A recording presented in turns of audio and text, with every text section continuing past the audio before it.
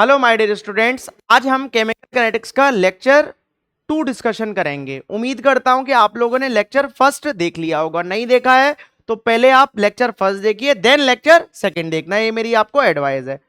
Copy pen लो और लिखना start करना। इधर देखिए आप ध्यान से, मैंने जहां पर लेक्चर फर्स्ट का एंड किया था वहां से मैं लेक्चर सेकंड की स्टार्टिंग कर रहा हूं। ठीक है ना। यही मैंने आपको लेक्चर फर्स्ट में बताया था, expressing the rate of reaction in terms of reactant and product. मैंने आपको लेक्चर फर्स्ट में एक एग्जांपल बताया था, N2 प्लस का 3H2 गिव्स 2NH3। बताया था नहीं बताया था। अब मैंने बताया था कि रिएक्टेंट का कंसंट्रेशन क्या होता है, कम, और प्रोडक्ट का कंसंट्रेशन क्या होता है, ज्यादा। अब रिएक्टेंट क्या है मेरा, N2 और H2 है। अब N2 भी, अगर मेरा स्पेसिफिक N2 के लिए अगर मैं बात करूं तो मैं किस तरीके से इसकी रेट लिखूंगा, तो rate of disappearance, rate of disappearance of N2 लिखूंगा। क्या लिखूंगा, rate of disappearance of N2। किस तरीके से लिखूंगा, माइनस का delta concentration of N2 upon delta T। अगर मैं H2 की बात करूं तो H2 भी मेरा रिएक्टेंट है, ये भी डिसअपियरेंस होगा, तो rate of disappearance of H2। तो ये किस तरीके से हो लेगा, माइनस का delta concentration of H2 upon delta T। बोलिए बात समझ में आ रही है कि नहीं आ रही।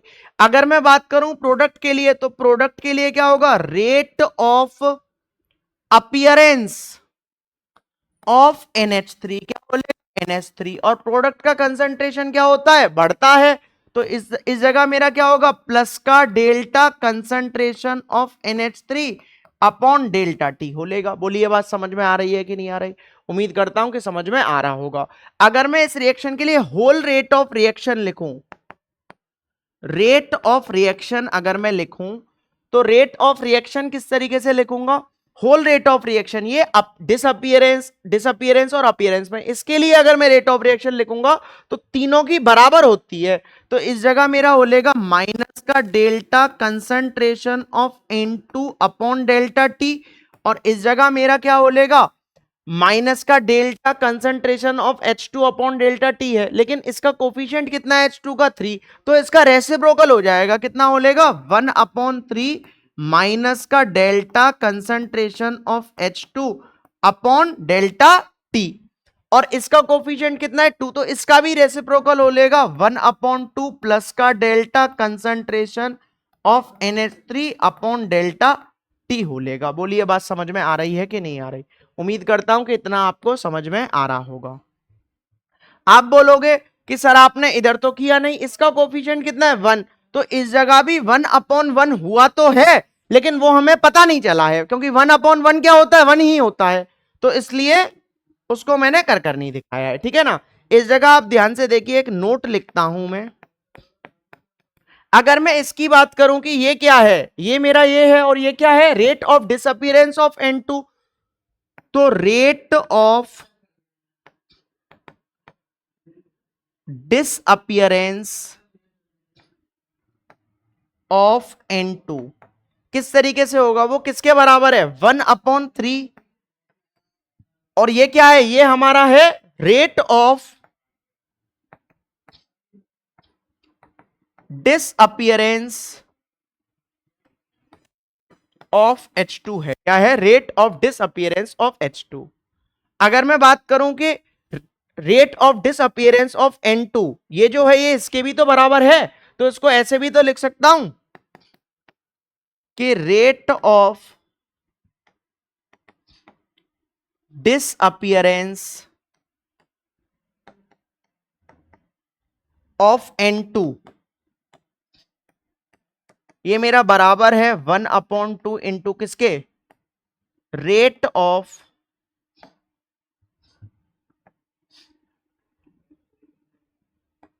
अपीयरेंस ऑफ NH3 के, किसके, rate of appearance of NH3। बोलिए बात समझ में आ रही है कि नहीं आ रही, क्लियर है। इधर देखिए आप नेक्स्ट, इधर आते हैं हमारे न्यूमेरिकल्स। पहला न्यूमेरिकल आता है हमारा, फॉर द रिएक्शन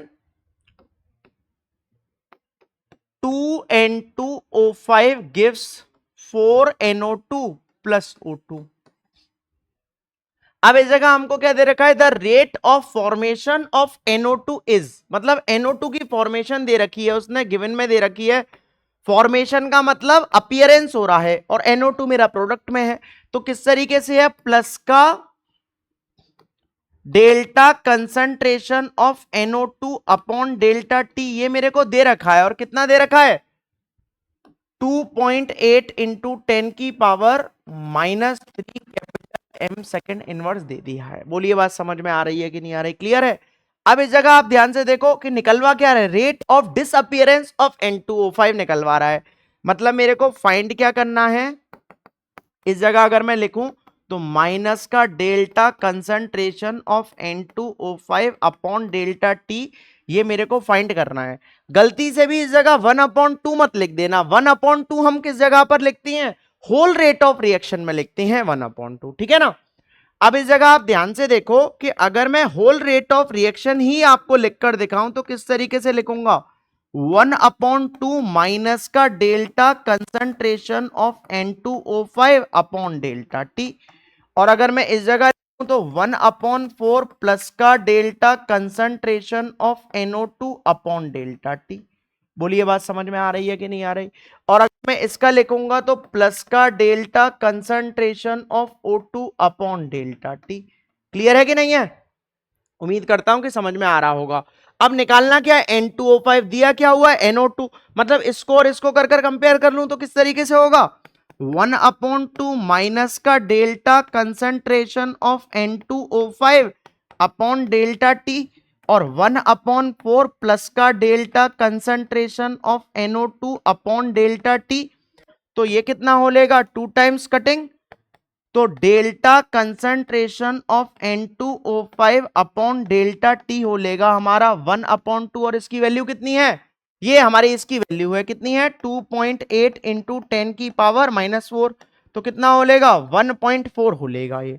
तो इसका आंसर मेरा कितना आ लेगा, इसका आंसर मेरा आ लेगा माइनस का delta concentration of N2O5 upon delta T का आंसर आएगा 1.4 इंटू 10 की power -4 mole litre inverse second inverse, ये हमारा इसका आंसर हो लेगा।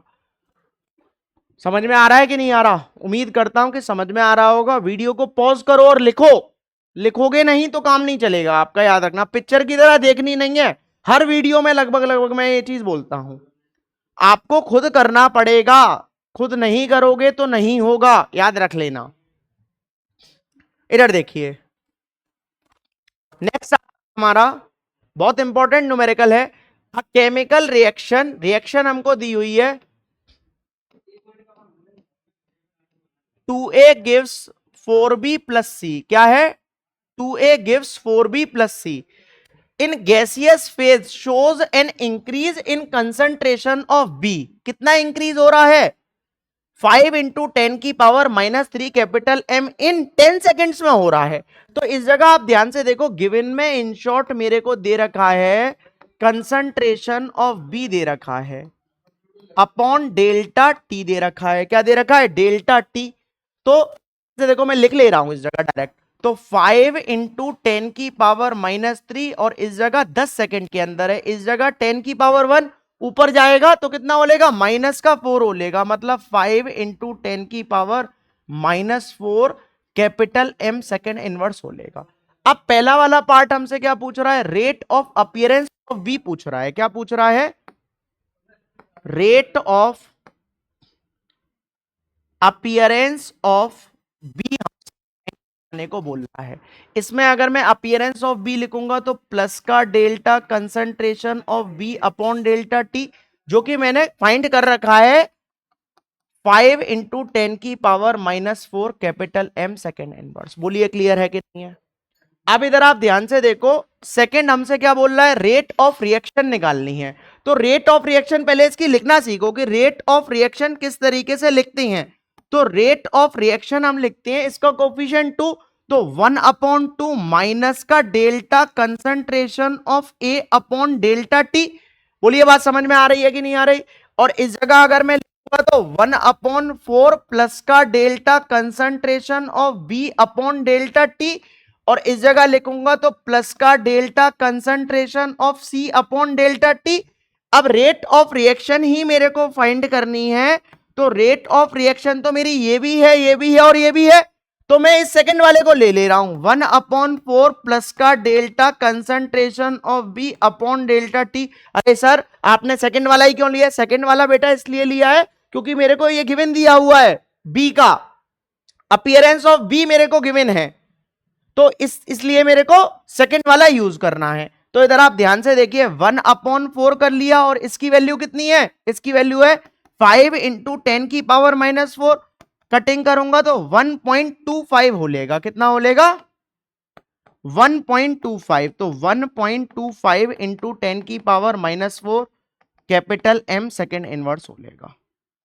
बोलिए बात समझ में आ रही है कि नहीं आ रही? क्लियर है? अब इधर आप ध्यान से देखो, अब मेरे को क्या निकालना है? तीसरा निकालना है रेट ऑफ डिसअपीयरेंस ऑफ ए। अब इधर देखो, रेट ऑफ डिसअपीयरेंस ऑफ ए मैं डायरेक्ट लिख देता हूं, माइनस का delta concentration of A upon dt, ये फाइंड करना है। तो इसको और इसको यूज करूं, ठीक है ना भाई, इन दोनों को लूंगा, कंपेयर करूंगा, तो 1/2 माइनस का delta concentration of A upon delta T, और कितना है? 1 of B upon delta T, ये कितने टाइम्स? 2 टाइम्स, तो माइनस का delta concentration of A upon delta T, तो 1/2 इसकी वैल्यू कितनी है? 5 इंटू 10⁻⁻4, तो कितना हो लेगा ये? 2.5 टाइम्स कट लेगा, तो 2.5 into 10⁻⁻4 capital M second inverse. बोलिए बात समझ में आ रही है कि नहीं आ रही? क्लियर है? उम्मीद करता हूं कि समझ में आ रहा होगा। इधर देखिए, नेक्स्ट नेक्स्ट वेरी इंपॉर्टेंट, याद रखना, स्कूल्स का फेवरेट क्वेश्चन है, वेरी इंपॉर्टेंट, पक्का आपके स्कूल में आएगा ये क्वेश्चन, याद रखना, बहुत ज्यादा स्कूल्स का फेवरेट क्वेश्चन है ये। क्या दे रखा है? Ammonia and oxygen react at high temperature as, reaction दे रखी है हमको 4NH3 plus 5O2 gives 4NO plus 6H2O, ये रिएक्शन हमको दे दी है। In an experiment the rate of formation of NO, formation मतलब अपीयरेंस दे रखी है, तो गिवन में हमको दे रखा है प्लस का delta concentration of NO upon delta T 3.6 into 10⁻⁻m second inverse, ये क्या दे रखा है? -3 दे रखा है, ठीक है ना। तो जब मैं इस जगह, पहला वाला पार्ट हमसे क्या पूछ रहा है? Rate of disappearance of ammonia पूछ रहा है। सबसे पहले मैं इसके लिए क्या लिख लेता हूं? रेट ऑफ रिएक्शन लिख लेता हूं।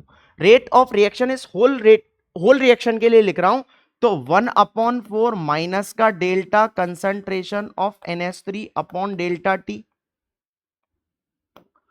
इक्वल टू कितना मिलेगा? 1/5 माइनस का delta concentration of O2 upon delta T, और 1/4 प्लस का delta concentration of NO upon delta T,